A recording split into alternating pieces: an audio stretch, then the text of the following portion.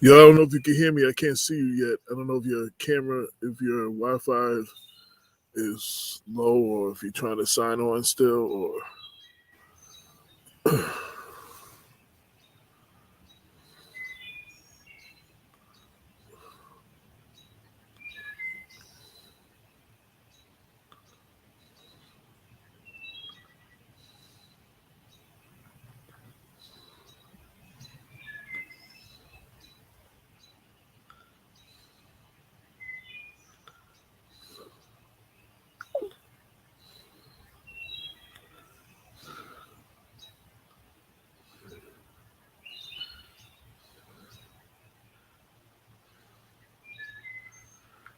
1 2 1 2.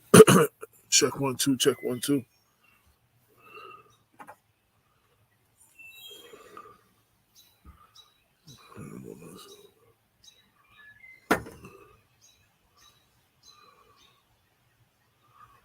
All right, all right, all right.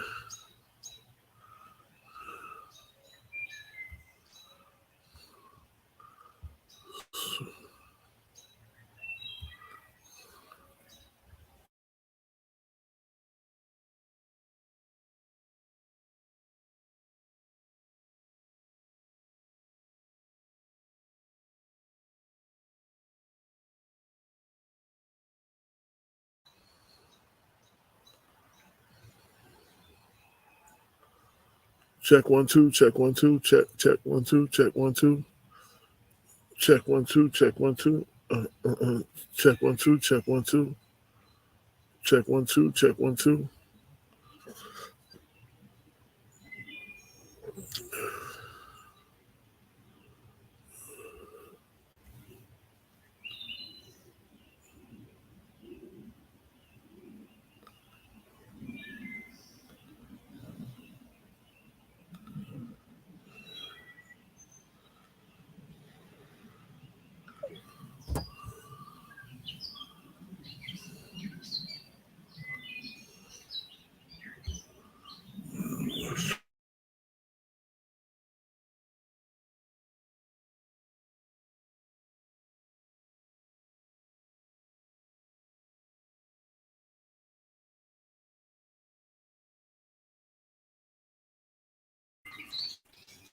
Okay, okay.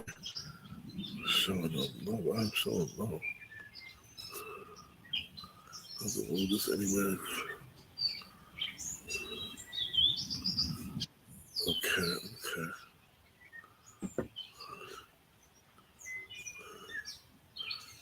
Yeah, All can you right, I hear see me? you, my brother. Yes, yes, yes. Okay, How are okay. you? How you All can hear right. me good? Yeah, I can hear you. Yeah. So I'm working on a book. This is my third book. This book is celebrating hip hop from the 914. Right. Of course, we're gonna have all the name artists and record, the recording artists, the Pete Rocks and CL Smooth, the Heavy D's, the Brand Nubians, and all that. But I wanted to be a full hip hop book, and I want to talk about the legends that came before, you know, the records. You know what I'm saying? Like if you was Yeah. doing early hip hop, you do Cold Crush and them. You are kind of like Mount Vernon. You are Cold Crush. You are to what Coke was to other people. You are the Westchester. So I definitely wanted to definitely uplift you and spotlight you in the book. I appreciate it, man. I Oh appreciate it. no, no doubt, no doubt. One of the stories I definitely want to get to you mentioned it at the Mount Vernon at the library, and you were talking about coining the phrase "money earned in Mount Vernon." I want you to start with telling that story, and then we're going to get into the whole history of the Collin brothers. Okay. Was back in late 78, early 79. We was doing a party at a preparatory school in Harlem called Harlem Prep. It's a preparatory school, high school to get the kids prepared for college. And the basketball team didn't have no uniforms. So what they did, they had this fundraiser put together that they was going to throw a party, and the money made from the party, they was going to buy the team some uniforms.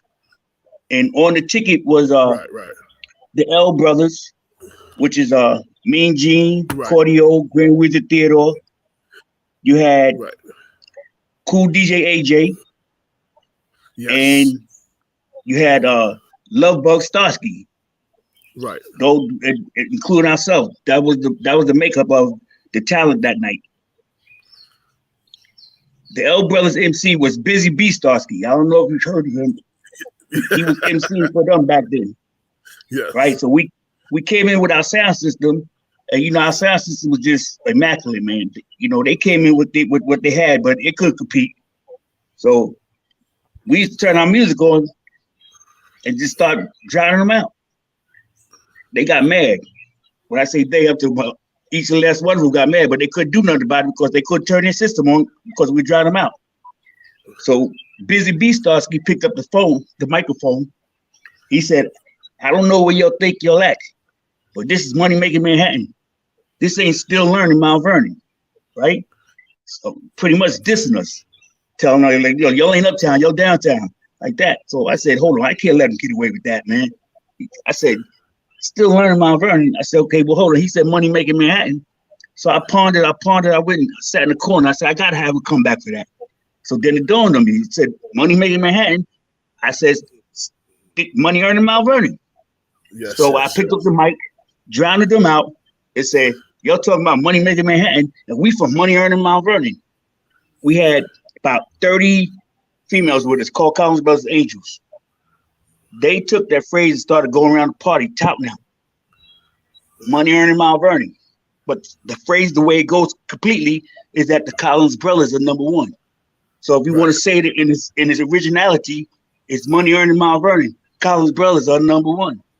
Right. And then we went to other parties after that, Connecticut, Jersey, Philly, and they always traveled with us. So wherever we went, they used to just tout us out. So then it just came Money Earning Mount Vernon. They dropped the Collins Brothers at number one. It just stuck with the Money Earning Mount Vernon. That's how it started. Now, go ahead. Oh, so now Hev, everybody knows, from the record, everybody knows Hev is from the phrase, but you had sort of a relationship with Hev. You was around Hev where he might have heard that from you. Of course, not only heard from us, he heard from other people in Mount Vernon as well. New Rochelle, Yonkers, Connecticut. That was out there about 5 years before Head came up on scene. Right. At least 5 years. When Hev stepped on the scene, I was off going to college, man. My brother was married, and he talking about 82, 83. Yeah, so it was out at least 5 years, definitely. But we had a relationship with Hev because Hev's younger than us. I'm more familiar with Floyd, and not only that, Floyd's younger than us too. I'm more familiar with Jerry and Tony. Right, those are my older brothers. Yeah. So Jerry and Tony was my peers, and then Floyd came next, and then Heavy came after that. Then Portia, we did Heavy D's Portia's sister. His sister, we did her sweet 16 birthday party at their house. And then Hev was down there. He was up rocking with us while we were setting up, seeing what we was doing. He wasn't on the mic or nothing because he wasn't even rapping back then.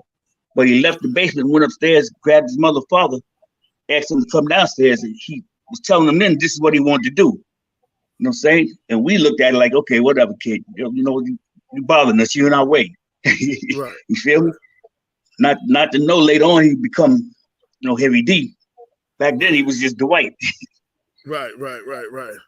So for the people that don't know, who are the legendary Collins Brothers? How did y'all get started? When did y'all get started? We started doing parties, man, in 76, late 75, early 76, but we wasn't doing gyms and stuff like that. We was doing house parties. Right. That's where we started out. I was in the 8th grade, my brother's in 9th grade. And that's when we started doing parties. But like I said, we didn't have no big old sound system or nothing like that. We used my mother, father turntable. We got one of my other boys, Mikey D, got his turntable. And then we just started rocking parties, doing house parties. We make a little bit of money from the house parties, and then just started buying equipment. So when did y'all get to the point where I know more recently, people that wasn't maybe familiar with you back then saw y'all bring out the sound system for Rappercon when it was you against Tony Tone from Cold Crush, Yeah. And the system was just crazy. So when Yeah. did y'all get to that point with the system and the big speakers and the loud, that sound? 70, 78, 78, 79, we started really putting a sound system together where we can come outside in the park. You feel me? Because Right. if you couldn't come outside the park and make some noise, people would laugh at you, or they'll pull the plug on you too. Right. But we had grown our system and built our system to the point that we was able to come outside in the park. Our early system, most of it, my father built by hand. He did all that. He built those speakers by hand. Wow. Yeah. Wow. Yeah. And then we started adding more to it. We started going to Sam Ash and then going down to the this place called the Sound Room. And then another company that's in Harlem, that's in Manhattan, called Pragmatech. We started buying commercial speakers and then just added it to what we already had.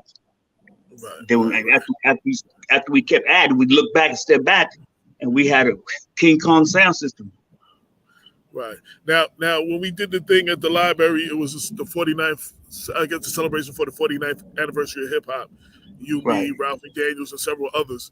You were telling stories about your reputation wasn't just Westchester, wasn't just Mount Vernon, but you was in the boroughs and stuff. Like, you were mentioning certain things where we had Pebble, we had Debbie D was one of the first original MCs, and Exactly. even Ralph McDaniels, they knew what you were talking about because they were some of the places that you were talking about, that Exactly. you were doing. Yeah. Yeah. So I mean, how you spread it out outside of Westchester. Well, what happened? We started getting a name for ourselves. You know what I'm saying? Our name started carrying, and then also the people that was emceeing for us was from the Bronx. They was just coming up to Mount Vernon because one guy was dating Darlene Caldwell. She was a female up here, a great dancer. This is when they was hustling. You remember the dance, The Hustler, was out? Yes. Yeah. Yes. Well, they used to have competitions up here, money as far as the best hustlers.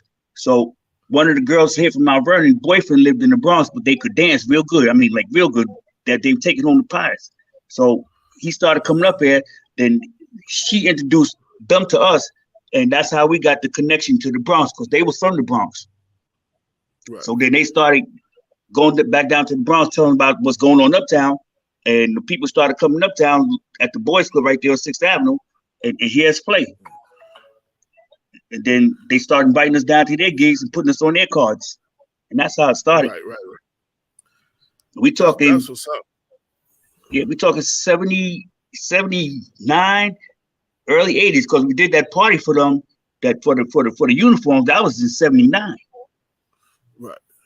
So we going back that far. And a lot of those cats, they know. Matter of fact, next Saturday, we're being honored with MC Sha-Rock. She has an event that she does on a daily event for the last 5 years. This is the 5th anniversary for her doing this, but it also happened to fall on the 50th anniversary of hip hop. So she's honoring us. She's honoring the Disco Twins, and she's honoring Breakout and Baron, for those that had the sound systems in the early days that was bringing the noise to the park. We being honored on that ticket. So if you're not busy, I'll send you the information. I would love for you to come through. Absolutely. We said next Saturday? Yeah, Saturday the 3rd. Oh, the 3rd. Okay. Yeah, I should be back then because I'm out of town to like to the 1st. I think I get back on the 1st or something. Yeah. So and one of the reasons I really wanted to elevate you and celebrate the Collins brothers, not just you, the legendary Collins brothers. There was the whole thing, like, if you wasn't from the boroughs, you wasn't hip hop. You know what I'm saying? It was like, at this point, like, people was looking at, oh, Mount Vernon, that's Westchester, that's upstate. You know what I'm saying? Exactly. It wasn't like we really would have hip hop and have in hip hop circles kind of put things on the map. But before then, real hip hop heads in the early days knew y'all. Y'all were like making the name for Mount Vernon, and a lot of people don't know that. Yeah. It kind of got, I can say, once the lights go and the smoke clears away and the cameras move, things get kind of like swept under the rug. But for those that's in the know, I mean, the cats that's out there doing it when we was doing it, they know. And then, like I said, we took a break. Once I went to college, I wasn't DJing no more. Once my brother got married, he wasn't DJing no more. So we kind of like took a break for a little while. Then we came back and picked up right where we left off. Right. You know, Yeah, I mean, the name was still out there. We're still relevant, even still to the day. We're still relevant. My schedule was filled up for this up to the fall for this 50th anniversary hip hop stuff. Right. My calendar was full, definitely till the fall time. So now y'all paved the way for a lot of people, like, you know, and I always like to celebrate those who paved the way. You paved the way. So now it's getting to a point where records, hip hop is becoming on records. You know what I'm saying? You starting to hear rap records, you know, because y'all were before recorded rap records. And then, you know, we had Eric McCain, who was actually from Mount Vernon, who was like, I think the first one to be on a record. He was on DST Cuts It Up on Celluloid Records, a part of the Infinity Rappers. And then, you know, in 82. And then we got, you know, I believe Hev would be the next person. What did you feel when you first heard, like, now, you know, the world's starting to hear about Mount Vernon? There's starting to be records and videos from Mount Vernon, from Westchester period, but from Mount Vernon. Yeah. I mean, I was proud, man. I was proud, to be honest with you. I mean, we put the foundation down, going to the fundamentals of it. Oh, that's my phone. Let me give you this call. Huh? Yeah, my bad. That's no my problem. brother. But yeah, I was proud, man. You know, knowing that we had laid the foundation and really from the fundamentals, it was all us, man. We set the bar, and they reached it. They reached the bar. Some of them surpassed it, but we set the bar so high that you had to have, you know, something to bring to the table. If not, then you got left behind. You know, but you talking about the Eddie F's and the Pete Rocks. Yeah, and even DST. DST was down. We was like brothers. I mean, like really brothers, man. DST, he'll tell you to this day. When he came up to Mount Vernon, he came up here. He wanted to rock with us. Yeah. Go ahead. Yeah, so in the beginning when they was talking about Mount Vernon, I was like, yeah, about time. You feel me? I was born in Mount Vernon. And my dad worked at General Motors, so my parents wanted to get a house in Long Island. That's how I ended up being the whole Strong Island thing. So I moved to Long Island when I'm 7, and I'm going to school, and I'm telling them I'm from Mount Vernon, and they're like, "Oh, where George Washington is from." Like they had no idea what the hell Mount Vernon was. Like there was a Mount Vernon in New York. You know what I'm saying? It was just like this. Yeah. All they knew was the Mount Vernon from George Washington. You know what I'm saying? That's all they knew. You know what I'm saying? And then when I noticed, I came back to Mount Vernon for high school. My parents got divorced. Drove mom crazy. She sent me back to dad in Mount Vernon. I came back out here for high school, class of 84. And then when I went back to Long Island visiting, now a lot of people have gone to college and they met people from Mount Vernon. And every time they see me, they're like, "Oh, what are you earning in Mount Vernon?" These are the same people who used to be like, "Oh, where George Washington's from?" Like they exactly. But now Heads come out and all these things, and they got a couple of friends they go to college with now from Mount Vernon. You know what I'm saying? So they started realizing where Mount Vernon really was, though. You exactly. And those cats in Brooklyn and Queens and Manhattan, Harlem, they know they be faking it because they was coming up here to our parties, man. Listen, Herc was at our parties, Red Alert was at our parties, Bambaataa was at our parties.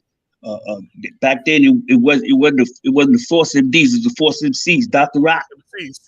Yeah, they was coming up here to our parties, man. So they do. Well, you know what? It's a short crowd though. The ones that was in the music industry playing music knew, and the other ones, I guess they ain't traveling that far. But we didn't care. Wherever some music was being played, we was there. When they first started looking for artists and they started taking the trip up, the first place they hit in Westchester was Mount Vernon. It was Mount Vernon, exactly. Then New Rochelle and Yonkers Yonkers used to feel left out, like people wasn't thinking about Yonkers, but they had talent over there too. And eventually, they did. Let's Love and Soul Sounds. Imperial JC that was down with Herc. He lived in Yonkers. Okay. Yeah. You know Imperial JC. He lived in Yonkers. Yeah. So we was doing parties, man. I mean, we did I don't know how many parties in Yonkers at the parks, Gerardo Parks, the Marina. We did the Hudson River Chateau. which was an elegant place. We did fashion shows and cocktail sips there, and then you had the Polish Center up on Nepperhan Avenue, the Polish Center. Man, we blasted that place. I don't know how many times. What now I know, you know, and because I know y'all, because Mount Vernon. Who, if any, were there any other DJs that were really legendary making noise back then in Westchester that I need to know about? Oh yeah, the Smith Brothers from White Plains. Smith, okay, there you go. You had Smith Brothers from White Plains. Yeah, you had Dr. Greg from New Shell. Okay. And you had Les Love from Yonkers. You had Blade, DJ Blade, right here from Mount Vernon. You had New Rock right here from Mount Vernon. Yeah, you had us also, and then Chauncey from right here in Mount Vernon. Then it was a dude up there in Portchester. I can't remember his name. Portchester. He used to play at Arthur's. You remember Arthur's? Yeah, I actually performed at Arthur's. Arthur's. He used to do the after work. Rock Street in Yonkers. Yeah. Yeah, but the dude from Portchester, I can't remember his name right now. Like it just I can't get it in my cipher. But yeah, so he had a bunch, but definitely you want to mention some people. Smith Brothers, most definitely. Dr. Greg, definitely. Blade, definitely. And you had New Rock. New Rock also from right here in Mount Vernon. New Rock. Okay. Yeah. Okay. I mean, if you could jot that down and definitely give them the accolades, because they was out there with us, man. It wasn't just us. We just had big sound system, and we was doing a lot more parties because we had a bigger name. But they put in work, man. They put in work. And then you had CB Crew, City Boy, CB Crew. You know, City Boy with Richie Leviston, Sky's the Limit. Yes. City Boy plays a bass. He's a bass player, but he had a sound system. So what they used to do is borrow his sound system to come outside, because a lot of people didn't have enough equipment to come outside, man. Right. I'm just telling you like it was. I'm not bigging myself up or bigging nobody up. But when you come outside, you gotta come correct, because if you're not, you're gonna get laughed at. You might get run off. Now y'all were I always remembered y'all for the sound system. And that's why like when Rapicon was such a great thing when they were able to recreate that for the new generation. Because that day at Rapicon on First Ave where they blocked the street off with Yo on one end and Tony Tonin was on the other end, like that was the first time Mount Vernon seen anything like that since maybe the 80s or something. Since the 80s. You hadn't had nothing like that, and it was so. And then everybody came up. You know what I'm saying? Everybody came up from everywhere to come here, and it was like, it was like I felt at home, like back in the days, like this is what I grew up on. You know what I'm saying? Exactly. Like, unfortunately, some of these young people never grew up on that. They never got to see that to that day, and that's why I was so happy about Rapicon. Recreating that. Yeah, it was a good look, man. It was a good look. Hopefully Andre gets a chance to bring something like that back. Because since once he came out of office, ain't nobody else doing it except for that one thing that they do every year, that City Fest thing. But other than that, they didn't bring out no equipment like that. Just come out and have some fun, have a nice time, listen to some good music. City Fest is cool, but it still wasn't that though. Like that was hip hop that day. You know what I'm saying? That was the back in the day feel of hip hop. I actually told the library is trying to do something.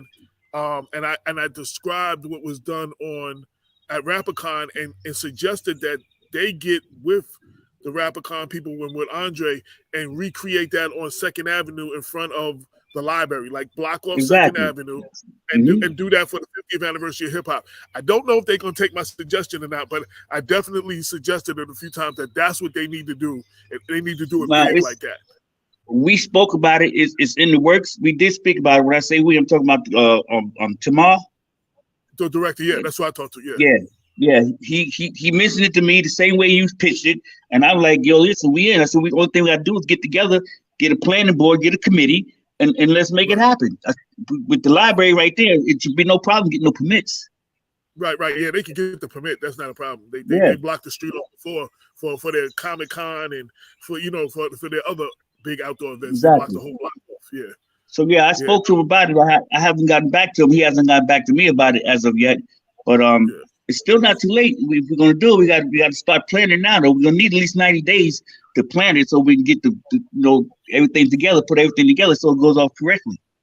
Right. I'm definitely gonna mention it to him next week and bring that back to his head to remind him, because I told him I'm the one that told him he had put this panel together and asked me to moderate, and I'm like, yeah, but you can't do this in Mount Vernon without bringing Mount Vernon hip hop heads. And I told him to call, like I insisted, like I don't know if I said that in the thing, but I insisted, like you got to get somebody legendary from Mount Vernon to be able to, because this is Mount Vernon. You can't do stuff and bring people here without that. So I insisted that y'all were involved. Yeah.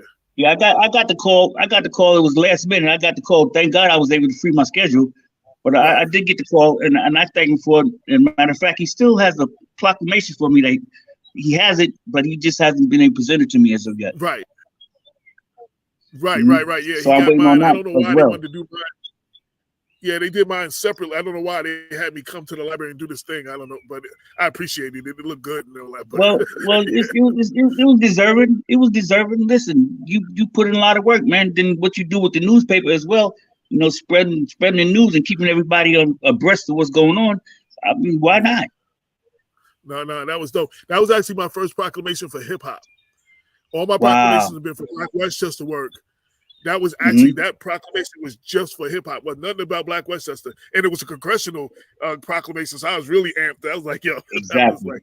I know you got it framed on the wall somewhere, don't you? Oh yeah, because it's in the frame. It's already in the nice frame. So yeah. Wow. Yeah, listen, I'm happy for you, man. I'm proud of you, and I'm happy for you. No doubt. I thought I had to celebrate. I did the first book on Black Westchester.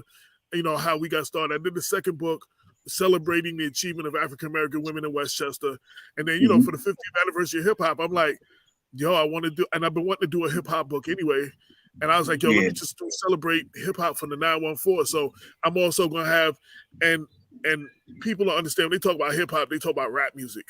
I'm gonna have like TTF, the Graffiti Force, Rim, and Leroy, because they were legendary through the 5 boroughs. Like, you know what I'm saying? They were graffiti Exactly. All graffiti artists you had they were. And you had 2 cats from Mount Vernon that was prominent. To talk about Leroy 444 and Rim 311. Yeah, that's what I'm talking about. Yep. Man, listen, them guys are notorious. When I say notorious, amongst that breed, them graft writers, I mention them all the time. Man, I'll be at places. I'll be in the Bronx. I'll be in Brooklyn somewhere. And I run into a writer. I say, yo, I got some cats from up Mount Vernon. They say, well, who you talking about? They like I can't name nobody. When I bring, they say, oh, yo, we know them cats, man. We know them. I say, they from Mount Vernon. Yeah, they both were legendary. It's that area, 149th Street or something, where all the graffiti artists. Yeah, 149th. Exactly. They're legendary. They're talking about the writers bench. Yeah, they're legendary. Everybody knows them. So I have a chapter on Graph and about them. And it's funny because I was loosely down with them when I moved back from Long Island, and actually there was one of the original members, AK Rock, actually gave me my name, AJ Rock. You know what I'm saying? I used to tag a little bit. And then there was another dude, Daryl Rose, who I'm still trying to get in touch with to interview him. His name was Daryl, Derol, but his graffiti name was Deroc, Deroc. I was so impressed to spell rock without both the C and K. But this is 83. Biting wasn't allowed, so I couldn't do ROC. So I dropped the C and I was ROK. So I was AJ Rock. That's how I got to the whole thing. It's from 2 of the members from TGF. You know what I'm saying? Yo, like they named me. Yeah. It's something about the graph writers, man. They find a way to tweak the letters and it is spelled, but it might be supposed to be an X and they'll put a Z or something. It's crazy. But it spells out what it's supposed to be. Yeah. No doubt. Wow. No doubt. What is some that's all right, man. What are some of your other hip hop memories in Westchester? It could be the artists, it could be whatever. Just not just Mount Vernon. I mean, we Mount Vernon, but I'm trying to big up the whole county though. What are some other memories? New Shell. They had the summer league in New Shell out there in Lincoln Park. Yep. And they used to play music like during the breaks when people call timeout or halftime. And I'm telling you, that park was swole. Same thing like here, 4th Street Park. Right. Be swole. But the thing about 4th Street Park, though, there had to be no basketball game. that park was swole 80 day of the week, man. You go there Monday through Friday. It was like the meeting place. Right, If right, you right. wasn't seen in 4th Street sometime during the week, then you wasn't seen. Yeah. You feel me? I just interviewed Barbito from Stretch and Barbito, and Yeah. he talked about his first time coming. He took the true train all the way to 241st, walked up down to 4th Street Playground because Puff was having some celebrity basketball tournament or something, and he was like, "There's a West 4th Street in the city that's notorious for basketball." So he was impressed that we had a West 4th Street too, and that was just as official as the one downtown. Yep. He said with basketball. He said he didn't expect that. He said he was just talking about that for about 5 minutes. That whole No doubt. Yeah. I still got a flyer, man, from my first community day for Levingston Towers back in 1979. The first community day they did. I still got the flyer right now in my catalog. Right. Yep. Oh, definitely. If you have any, old Collin Brothers flyers that you have, digitized like a JPEG of, please send me that. I want to include 1 or 2 of them in the book too. So I got plenty of them, man. I got plenty of them. I'll get them to you. Yeah. I want to include. Like I said, I want it to be the full experience of hip hop. Like, I'm a hip hop head, so like I'm a real hip hop head. Like, I want to pay tribute to those before us. I want to, like I said, the graph and B-Boy London, one of the members of the New York City Breakers. He's in Yonkers, so you know what I'm saying. I'm about to interview him for the whole Westchester 914. Yeah, they were break dancing upstairs before we did our panel. I don't know if you were there earlier. I was there. I was there. Yeah, he was there. He was there, and he had some of the breakers from the New York City Breakers. You know what I'm saying? I was there. I seen the whole the whole sketch when they was inviting people to come and show them how to up rock. Yeah. So I was there. I'm about to interview him next, and we're gonna do a whole chapter on b-boying too. So we'll have the b-boying, the graffiti, the legendary cats like you.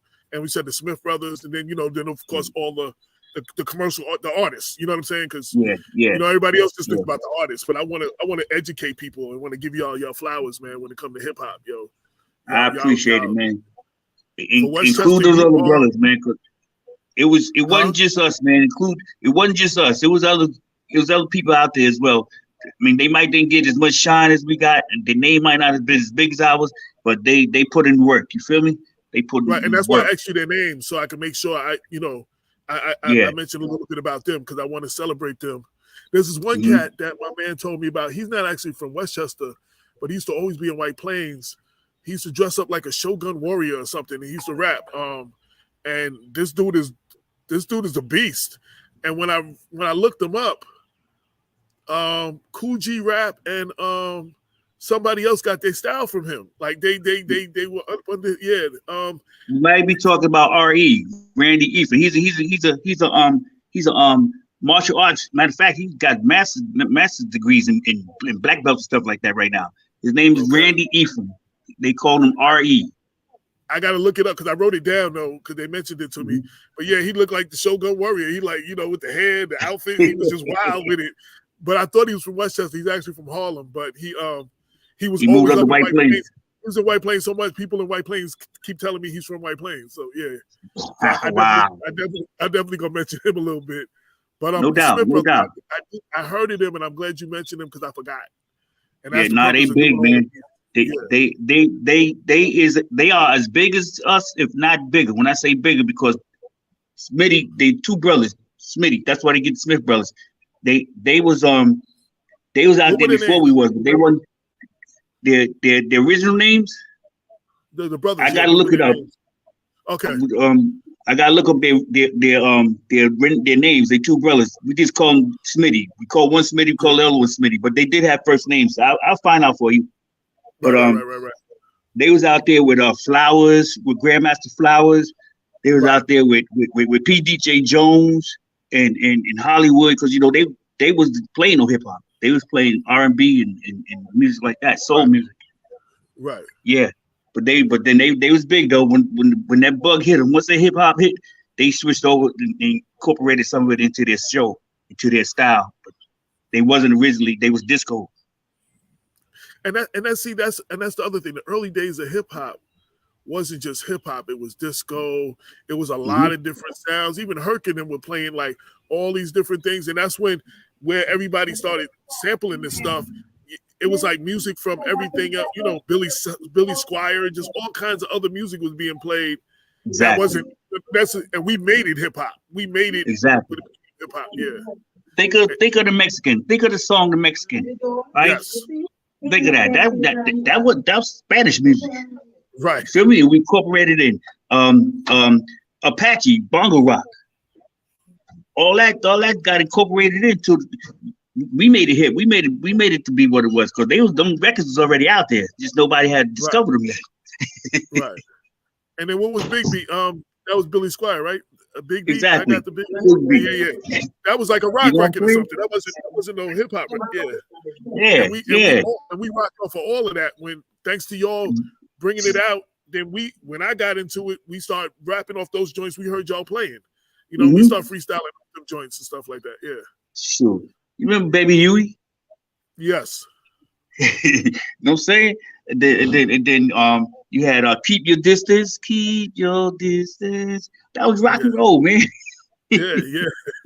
And that was the beautiful thing. It was just like, it was a blend. Even when I used to wake up Saturday mornings and my mom used to turn on BLS real loud and we had to clean the house, you would hear like a Madonna record, a Jackson record, Tears for Fears or something. Exactly. You hear like a combination, and you never missed a beat. You still rocking as you cleaning the whole time. Like it was white music, black music. It was just like all kinds of music. That's how BLS used to be back in the days. Yeah, that was our music.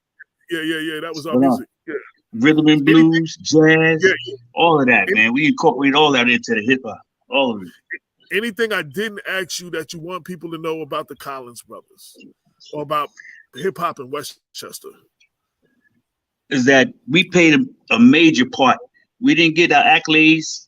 We didn't get the exposure or the respect that we should have got, but we played a major part because a lot of those cats came up here, man, to see us and hear us play.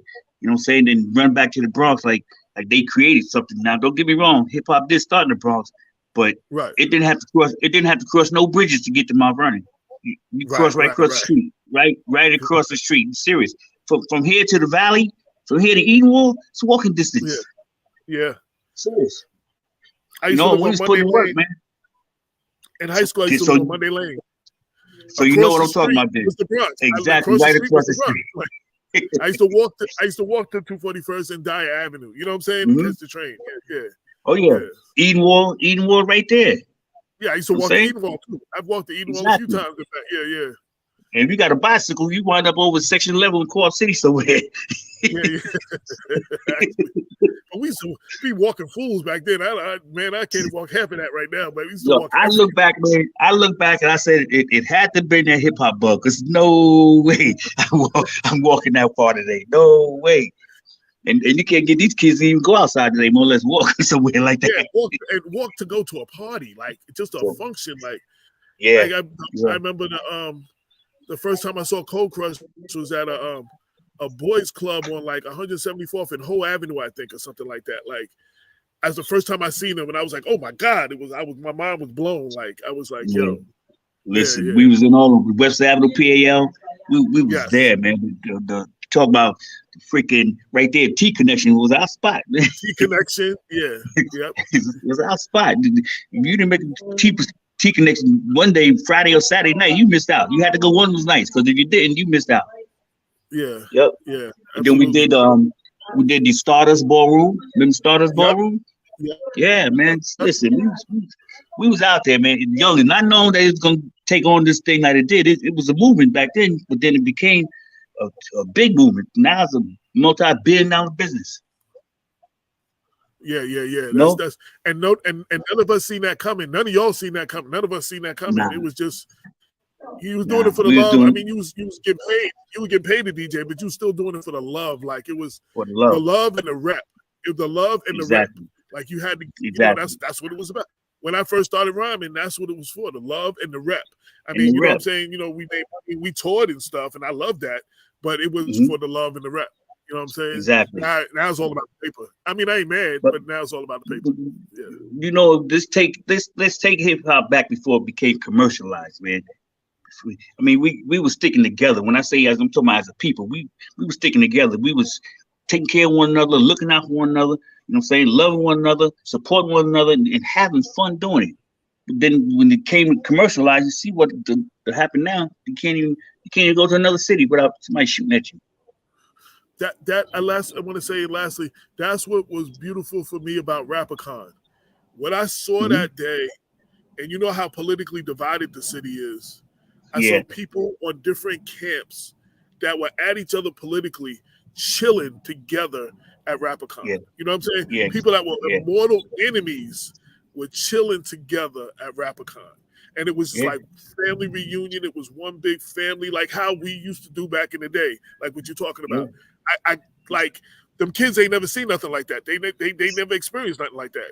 You know, you're right. So but we just practicing the 5 elements, though. Think of it: unity, peace, love, unity, and having fun. Yeah. Appreciate you, my brother. As I get closer, I'm trying to put this out sometime in August, September. I'm doing a lot of the initial interviews now to gather information. I may follow up with you, something shorter just to get specific information and stuff. I'm available. I'm available. I'm gonna send you that. The flyers. I'm gonna send you that. Then I'm also going to send you the invitation for the event coming up on the 3rd next month. Right. And I gotta find some information on the Smith brothers. If you find any information on the Smith brothers, please text me. It's out there. Or something. It's out there. Yeah. I'm gonna do my research, and I'll come up with something. They out there. I know their names out there. Yeah, I appreciate that because I definitely I heard of them. I just don't know them, but I have heard of them. And when you said that, I was like, oh yeah, them. Yeah, I got to get them. I got to make sure they mentioned in here, you and them. And then, we'll mention everybody else, but I just want to spotlight y'all though. Got you, brother. Yeah, I appreciate you, AJ. Right. Listen, I'm available, man. Anytime you want to get together, if you want to chop it up, don't hesitate. Reach out to me. I'll see you out there somewhere. No doubt. We'll do, my brother. All right. Much love.